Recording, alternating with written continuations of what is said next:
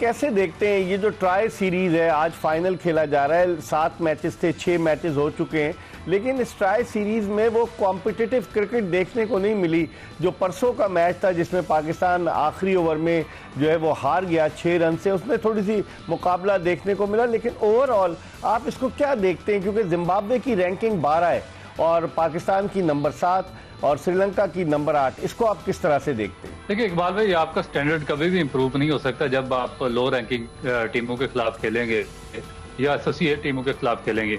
आप देखें कि जो एक tri nation series Asia cup से पहले भी हुई थी, तो उसका भी हमें कोई एडवांटेज नहीं हुआ जो एशिया कप हुआ उसमें क्योंकि एक एसोसिएट टीम थी यूएई की और एक अफगानिस्तान की टीम थी। और इससे अभी जो करंट सीरीज चल रही है इसमें भी आप देखें कि जिम्बाब्वे के जो मेजोरिटी ऑफ द प्लेयर्स हैं वो नहीं आए हैं। जो उनके मेजर फास्ट बॉलर थे मुजरबानी, जिन पे बहुत ज्यादा डिपेंड करता है जिम्बाब्वे, वो भी इस टूर में शामिल नहीं थे। फिर श्रीलंका के 2-3 टॉप क्लास प्लेयर्स जो हैं, जिस तरह वेला लगे थे या उनके कैप्टन थे, वो भी वापस जा चुके हैं। तो फिर वो एक इंटरेस्ट डेवलप नहीं हो सका, ना वो कंपटीशन का लेवल बन सका।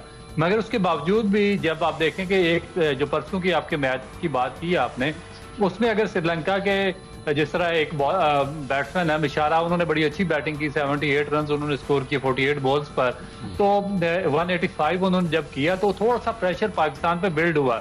जब प्रेशर बिल्ड हुआ तो आपने देखा कि फिर हमारा कोलैप्स शुरू हो गया और सिवाय सलमान आ गया कि कोई भी हमारा बैट्समैन स्टे नहीं कर सका और उसको चेज नहीं कर सका। तो ये इशू तो है, जब अच्छी बॉलिंग आती है या जब कोई अच्छा बैट्समैन आता है या जब थोड़ा प्रेशर पड़ता है तो उसमें फिर हमारी टीम बिल्कुल बैठ जाती है। तो ये चीजें आप अच्छी टीमों के खिलाफ कंटिन्यूस क्रिकेट खेलेंगे तो वो फिर ये बेहतर हो सकता है। अच्छा अब्दुल, पाकिस्तान की बैटिंग को क्या हो गया? जो कॉम्बिनेशन हमने बनाया है, कितने ओपनर्स हैं? मैं आपसे पहले भी बात कर चुका हूँ अपने प्रोग्रामों में। साहबजादा फरहान इनिंग्स ओपन करते हैं, साइम अयूब है, फ़खर जमान है, उस्मान खान है, इवन बाबर आजम भी माजी में इनिंग्स ओपन करते चले आ रहे हैं। और फ़खर जमान को तो रोलिंग स्टोन बना दिया, उसको 5वें नंबर पर भेज रहे हैं इसलिए कि कप्तान को अकोमोडेट करना है। आप समझते हैं कि ये कॉम्बिनेशन मिडिल ऑर्डर में आपके पास कोई है ही नहीं? परसों पाकिस्तान को क्यों शिकस्त हुई कि आपके पास कोई था ही नहीं? आप नवाज पे इन्हिसार कर रहे हैं, फ़हीम अशरफ पे रिलाय कर रहे हैं, उस्मान खान पे रिलाय कर रहे हैं। आप इस हवाले से इस पूरी सिनेरियो को कैसे देखते हैं? देखिए इसमें इकबाल भाई बेसिक एक चीज तो ये है कि आपने बहुत ज्यादा जो ओपनर्स हैं उनकी बहुतायत की हुई है। दुनिया की आप कोई भी टीम उठाकर देख लें तो उसमें इतने ओपनर्स आपको नजर नहीं आएंगे जितने पाकिस्तान टीम में नजर आते हैं। और क्योंकि एक आसान पैकेज है, आपने 6 ओवर्स में दायरे में उल्टी सीधी शॉट्स खेलनी होती हैं, कोई आपने क्रिकेटिंग शॉट्स उसमें कम ही लगती हैं, तो इस वजह से हर एक की कोशिश होती है कि वो यूटिलाइजेशन करे दायरे की जो पहले 6 ओवर्स हैं। तो हर एक उसमें ओपनर बनने की कोशिश करता है शॉर्ट फॉर्मेट में। अब जो मिडिल ऑर्डर है ये बड़ा एक की पॉइंट होता है। ये आप कह सकते हैं कि किसी भी जो कंट्री है उसकी बैटिंग लाइन की रीढ़ की हड्डी आप कह सकते हैं कि जो मिडिल ऑर्डर है या लोअर मिडिल ऑर्डर है। अब पास्ट में अगर हमने एक वर्ल्ड कप भी T20 जीता हुआ है और अगर हमने पास्ट में कोई अच्छा हमारे रैंकिंग में टॉप पे रहे हैं तो उसकी बेसिक वजह तो आप देखें, उसमें आपके पास मिसबा था मिडिल ऑर्डर में जिसने काफी ज्यादा टेस्ट क्रिकेट खेली हुई थी, लिस्ट ए खेली हुई थी। फिर उसके बाद यूनुस खान थे जो कैप्टन भी थे, उन्होंने 100 टेस्ट मैचेस खेले हुए थे। शाहिद अफरीदी थे, अब्दुल रजाक उस टीम में थे, कामरान अकमल उस टीम में थे, शुएब मलिक उस टीम में थे। तो ये बड़े सीजनल थे, ये 20-20 साल इनका बड़ा एक्सपीरियंस था फर्स्ट क्लास क्रिकेट का, टेस्ट क्रिकेट का और जितने भी लॉन्ग फॉर्मेट थे। तो इनको पता था कि जब मिडिल ऑर्डर में टीम फंसती है तो उसको लेकर कैसे चलना है, उसको वहां से मुश्किल हालात से कैसे निकालना है, स्ट्राइक को कैसे रोटेट करना है, बाउंड्रीज कैसे अचीव करनी है और फिर जो दूसरे प्लेयर्स हैं उनको साथ किस तरीके से लेकर चलना है। मगर अब जो अगर आप पाकिस्तान की पिछले 5, 7, 8 साल उठाकर देखें जो करंट टीम है या पास्ट में रही है, तो हमारा कोई ऐसा सॉलिड आदमी मिडिल ऑर्डर में था ही नहीं, कोई भी बैट्समैन इसका कोई बहुत बड़ा एक्सपोजर होता है टेस्ट क्रिकेट में, वनडे में या फर्स्ट क्लास क्रिकेट में। हम ओपनर से उठाते हैं, शफलिंग कर रहे हैं, नवाज को उठाया ओपनिंग से, उसका नंबर 6 पे कर दिया, फखर जमान को उठाया ओपन से, उसको नंबर 5 पे कर दिया, अब जो आगा सलमान है उनको 3 से 4 पे कर दिया। तो वो फिर हम डेवलप नहीं कर सकते इस वजह से मिडिल ऑर्डर।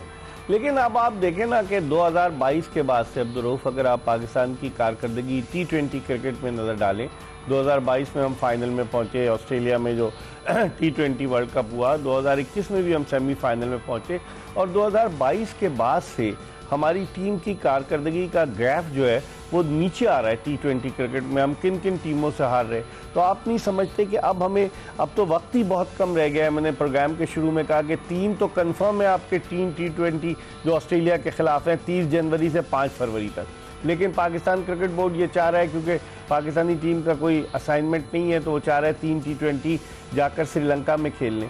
तो आप इस पाकिस्तानी क्रिकेट टीम की T20 टीम की कारकर्दगी की खराबी की वजह क्या समझते हैं? ये जो पाकिस्तान क्रिकेट सिलेक्शन कमेटी है या जो क्राइटेरिया रहा सिलेक्शन का, एक बहुत ज़्यादा फॉल्ट है कि वो जो PSL की परफॉर्मेंस थी या T20 की परफॉर्मेंस थी उस पर सिलेक्ट करते रहे। और वो जब आप इस परफॉर्मेंस पे लड़कों को शॉर्ट फॉर्मेट पे सिलेक्ट करते हैं तो वो टेक्निक उनकी जब वो टॉप क्लास बॉलिंग के खिलाफ आते हैं तो शटर कर, एक तो ये है। दूसरा, फिर आपने कोई शफलिंग की नहीं है, आपने नए लड़कों को इतना ज्यादा चांसेस दी जो आपके जिस तरह बाबर आजम देखें कि अब उनका T20 फॉर्मेट को सूट भी नहीं करते, मगर वो जबरदस्ती खेलते चले जा रहे हैं या उनको खिलाया जा रहा है। किसी नए लड़के को पिछले 5, 7, 8 साल में डेवलप करके उनकी जगह पे रिप्लेसमेंट तैयार ही नहीं की गई। इसी तरह सलमान आ गया, उनकी कोई डाउट नहीं है इसमें, उनकी फर्स्ट जो है टेस्ट क्रिकेट बहुत अच्छी परफॉर्मेंस है, वनडे में भी अच्छी है, मगर T20 फॉर्मेट में वो भी स्ट्रगल कर रहे हैं। फिर आप हसन नवाज ओपन से उनको आपने नंबर 5, तो ये है कि जो जिस तरह बॉलर्स हैं, फिर बॉलिंग में भी आपके काफी ज्यादा प्रॉब्लम इस तरह आ रहे हैं कि देखें नवाज ने पिछले 2016 से पाकिस्तान टीम के साथ है, पिछले 10 साल से, और जितने भी मेजर ICC के इवेंट आया कभी भी उसने कोई एक्सेप्शनल परफॉर्म नहीं किया। फहीम अशरफ का भी यही रिकॉर्ड है, हारिस रऊफ का भी यही है, उसके बाद आपके जो दूसरे शादाब खान उनका भी है। और फिर ये बार बार पाकिस्तान टीम में वापस आ जाते हैं, इनकी जगह पे कोई रिप्लेसमेंट इनकी जगह पे डेवलप करके पाकिस्तान टीम का हिस्सा नहीं बनाया गया किसी भी बच्चे को। तो ये काफी सारी चीजें हैं जिनको एड्रेस करना पड़ेगा। लेकिन आप नहीं समझते, अब तो सुना है कि शादाब खान भी पर तोल लें वापसी के लिए, लेकिन अब जो टीम अनाउंस होगी देखना ये है कि जो 2 सीरीज हैं, एक टेंटेटिव है एक कंफर्म है, क्या शादाब खान वापस आते हैं? आप कैसे देखते हैं इसको? देखिए ले आएंगे, क्योंकि कोई रह नहीं गया। आप देखें कि जब अमेरिका से पाकिस्तान को शिकस्त हुई थी लास्ट वर्ल्ड कप में और पाकिस्तान इंडिया से हारने के बाद पहले राउंड से ही बाहर हो गया था, तो वह एक बहुत मेजर सर्जरी की जरूरत थी टीम को उस टाइम पे। और ये सिर्फ फर्स्ट टाइम नहीं हुआ था, आप उससे पहले जब 50 ओवर का वर्ल्ड कप इंडिया में हुआ था उसमें भी आप पहले राउंड से ही बाहर हो गए थे, फिर एशिया कप में आप हार गए थे, फाइनल तक भी नहीं पहुंच सके थे आप। तो ये एक शफलिंग तो चाहिए थी, हमें नए प्लेयर चाहिए थे, हमें बेंच स्ट्रांग होना चाहिए था, रिप्लेसमेंट प्लान आना चाहिए था, मगर अनफॉर्चुनेटली आपने स्वाय गैरी क्रिस्टन को चेंज करने के कोई मार्का नहीं मारा और उसका जिसका कसूर नहीं था उसको आपने निकाल दिया था। तो आप फिर वही प्लेयर वापस ले आए हैं जो पास्ट में ICC इवेंट्स में पाकिस्तान को लॉकडाउन करते रहे हैं। तो अब मेरा तो कोई होप नहीं है इन प्लेयर से, अगर आप इनको आगे ICC इवेंट में दोबारा इनको इंक्लूड करते हैं पाकिस्तान टीम के अंदर, तो क्योंकि पास्ट में तो कोई ऐसा इनका रिकॉर्ड नहीं है कि इन्होंने एक्सेप्शनल परफॉर्म किया और पाकिस्तान के लिए कोई मैचेस जीते हों। लेकिन आप क्या समझते हैं अब्दुर्रऊफ के पाकिस्तान के जो हम डरते हैं, खौफजदा है कि हम अभी जो ट्राई सीरीज में तो कल फाइनल है, जिम्बाब्वे के खिलाफ भी हम अपनी फुल स्ट्रेंथ टीम खिला रहे थे, श्रीलंका के भी आपने खुद ही कहा असलांका चले गए, फर्नांडो चले गए, उसके बावजूद उस टीम के खिलाफ भी हम अपनी फुल स्ट्रेंथ खिला रहे थे। तो क्या शिकस्त का खौफ है जिसकी वजह से हम ये तजर्बात करते हैं? बिल्कुल, और ये हमें नहीं है, जो कमजोर क्रिकेट बोर्ड होते हैं, वीक फुटेड होते हैं, उनकी हमेशा यही कोशिश होती है कि वो मैचेस जीतते चले जाएं, चाहे कोई वीक टीम आती है या कोई भी टीम आती है या कोई भी इवेंट आता है। इसकी एक बड़ी प्राइमरी एग्जांपल आपका ये जो राइजिंग स्टार है या जो एशिया कप हुआ उसमें आप देख लें कि जो पाकिस्तान टीम में एस्टेब्लिश प्लेयर है, इरफान खान न्याजी मुझे बताएं कि दुनिया का कौन सा बंदा उसको राइजिंग स्टार कहेगा, या सुफियान मकीम पिछले 3 साल से आपकी टीम के साथ है, वो राइजिंग स्टार है, मुझे बताएं।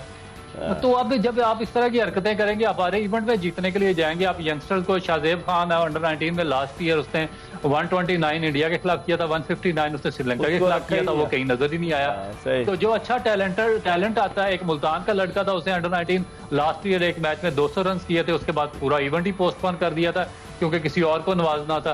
तो इशू ये है कि जब आप यंगस्टर्स को आप साइडलाइन करते रहेंगे, उनको प्रमोट नहीं करेंगे, और जो एस्टेब्लिश प्लेयर हैं जो अपनी परफॉर्मेंस की वजह से बाहर हुए टीम से, उनको राइजिंग स्टार, एशिया कप और ए टीमों के साथ कंटिन्यूस टूर करवाते जाएंगे, तो फिर डेवलपमेंट कहाँ से आएगी, फिर आपका रिप्लेसमेंट प्लान कहाँ से आएगा, फिर आप हारने से डरते रहेंगे और इस तरह की जीत से आगे आपको फर्क भी नहीं पड़ने वाला। ठीक है, आप हमारे साथ रहिएगा।